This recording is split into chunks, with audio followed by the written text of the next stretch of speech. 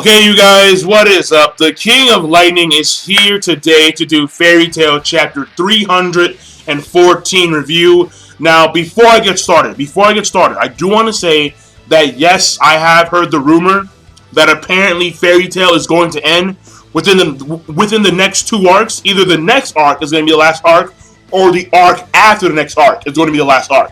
And I've heard about this rumor, and the thing here is that later today, probably after this video, I will do another video on Fairy Tail about the rumor that the series may in fact end within the next two arcs.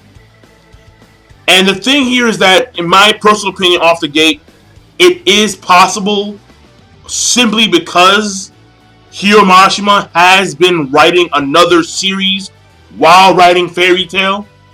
And in fact, from what I hear, Hiro Mashima already has the main character of his series, of the next series, like drawn out and already planned out, apparently.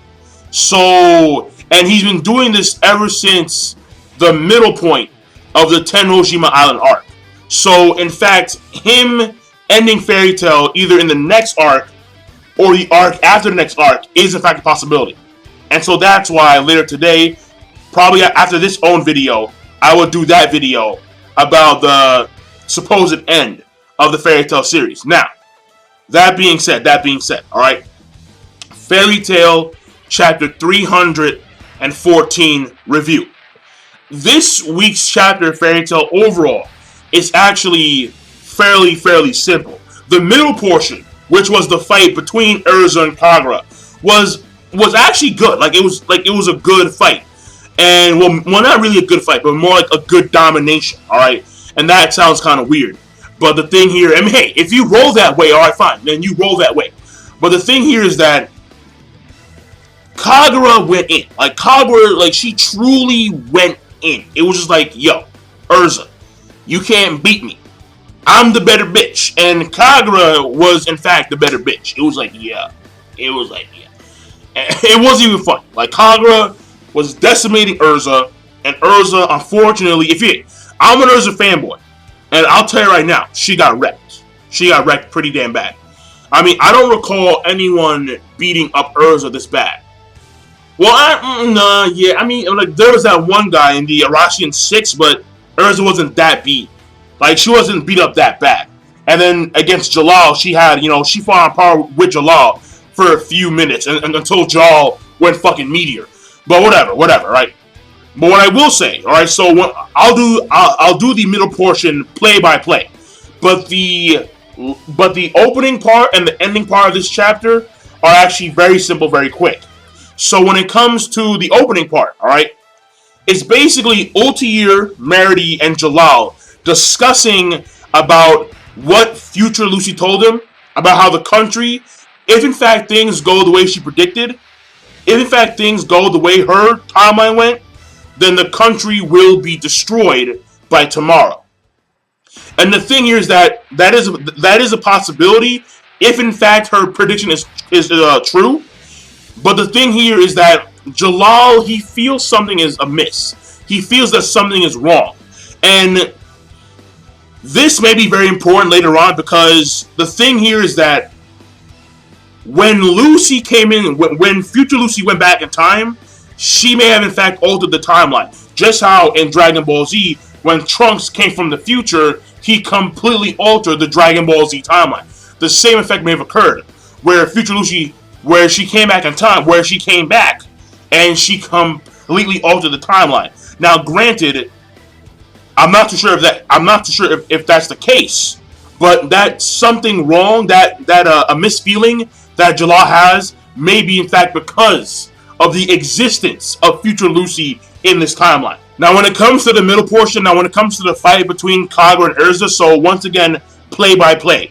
This fight starts off and Kagura goes in for the kill, Erza blocks, but then gets pushed backwards, right? Then what happens here is that Erza, she re-equips into her heavenly cycle armor, and then she does this thing called pentagram slash and tries to cut Kagura, but Kagura dodges. Then Kagura, in midair, after dodging the pentagram slash, she does this thing called a pose. And then she does this mighty pose, where so she does this thing called mighty pose, and then she holds her sword in a fashion where she can stab directly down at Erza, which she does. And then the force of the attack was so powerful where she actually broke through the upper layer of sediment. And then now they're fighting. Now they're fighting in like now they're flying through the underground like columns and passageways that exist from the city that existed pre-Han to this city. And then what happens here is that as they're falling down, Kagura switches in midair from the mighty pose to the slash pose. But then Erza does but Erza takes out the adamantine armor in order to block Kagura's attack.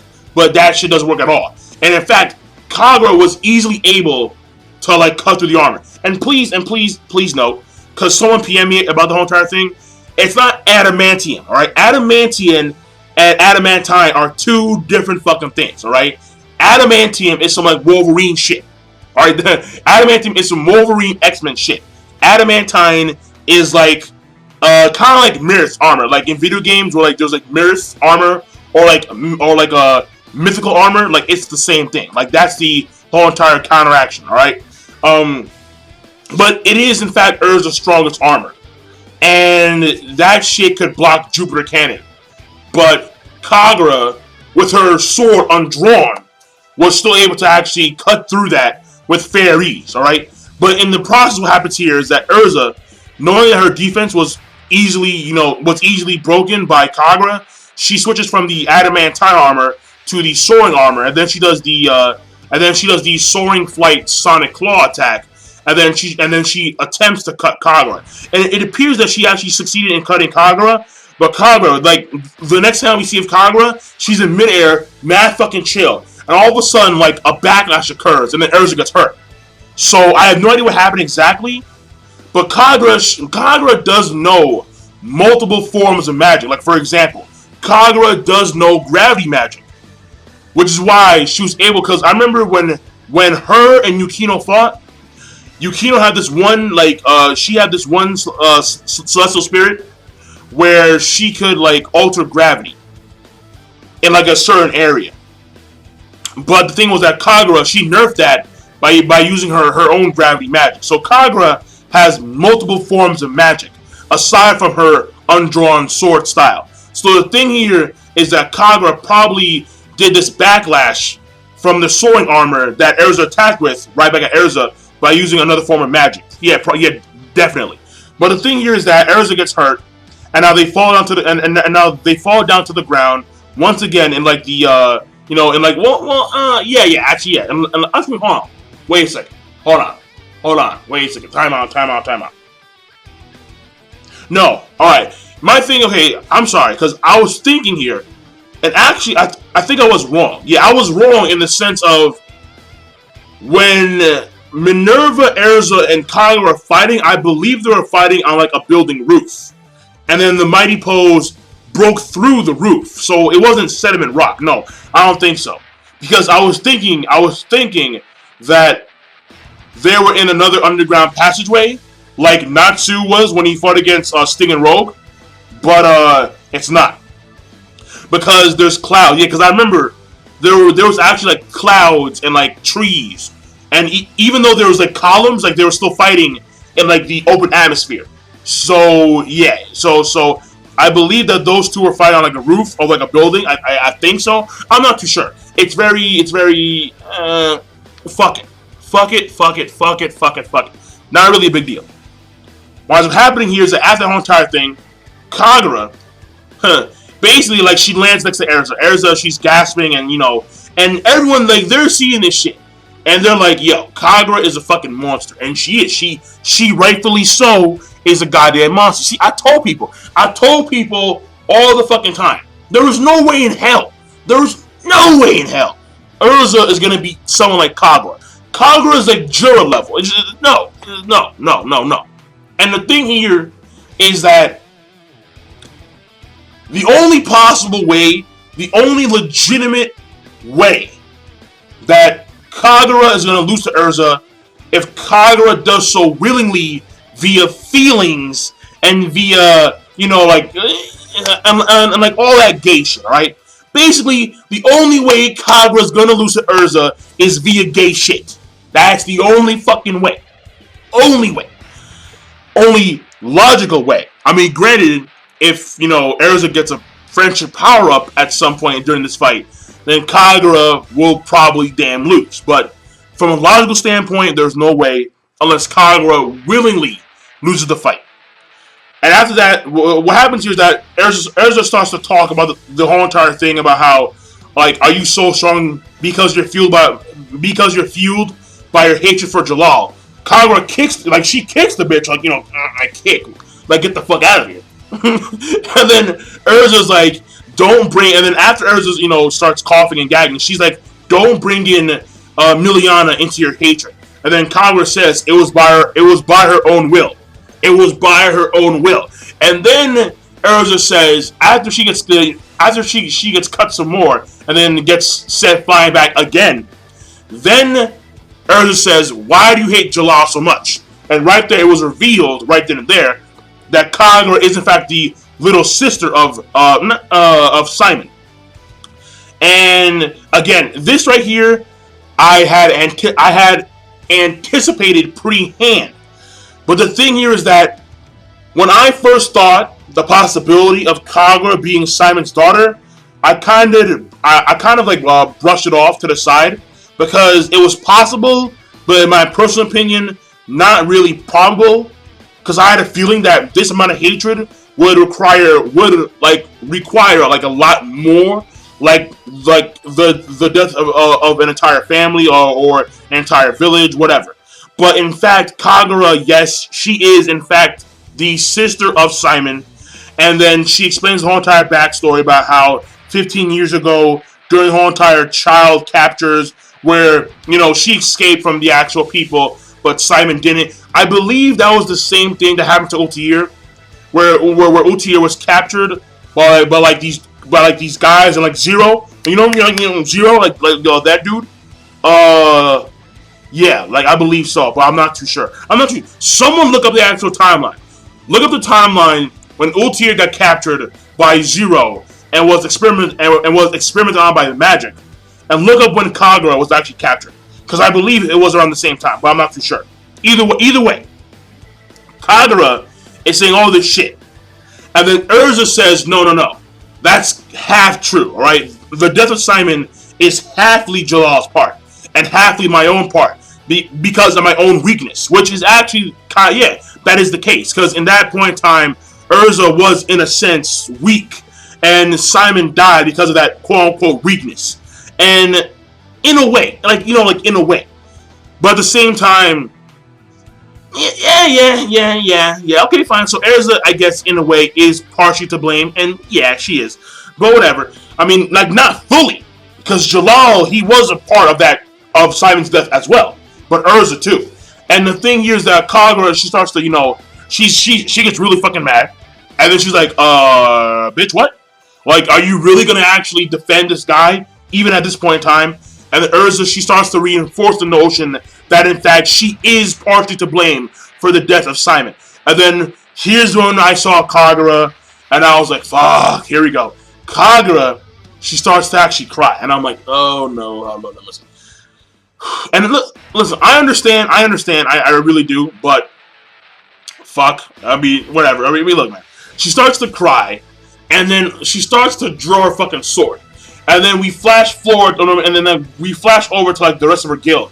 And they're like, no, Kagura, don't draw the sword. And by the way, where is the Master Mermaid Heel? Where is she?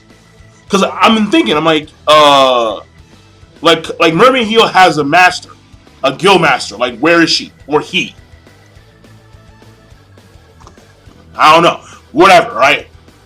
The thing here is that Kagura starts to draw the sword. She gets angry as shit.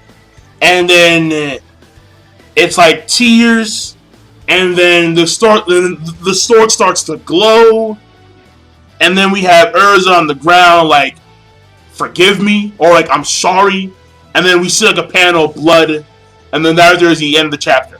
So the chapter, I'm gonna give it a good. Like, it was actually like, and the main reason why was because the middle portion and the ending portion. So, I mean, even though Kagura is crying, she's crying for like legitimate sound reasons. Because for 7 years, she truly believed that Jalal was the main cause, was the primary, was the solo cause of the death of her brother Simon. But now Erza's coming in there, and she's like, wait a second.